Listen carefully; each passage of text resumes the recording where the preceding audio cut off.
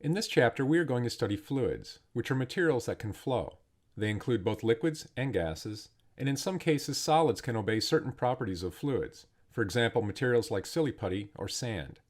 We will see that in fluids forces continue to play an important role, both in fluids that are at rest and those that are moving.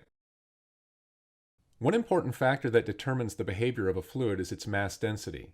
The mass density of a substance is equal to the mass of the substance divided by its volume. The SI unit of mass density is kilograms per cubic meter. The mass density is a material-dependent quantity, as equal volumes of different substances generally have different masses. The following table shows the mass densities for common substances.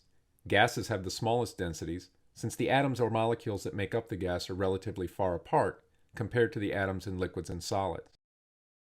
The densities of gases are also very sensitive to changes in temperature and pressure, but for the range of temperatures and pressures considered in this course, the density values for liquids and solids do not vary much from the values in the table. Looking again at the definition of mass density, we see that it is the mass of a substance that is related to its density and volume, not its weight.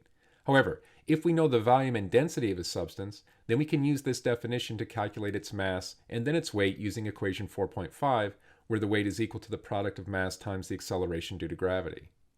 One convenient way to compare mass densities is to use the concept of specific gravity.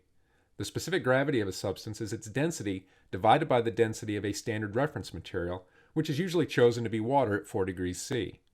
Since the specific gravity is a ratio of two densities, it is unitless. From the previous table, for example, the density of diamond is 3,520 kilograms per cubic meter, whereas water at 4 degrees C is 1,000 kilograms per cubic meter.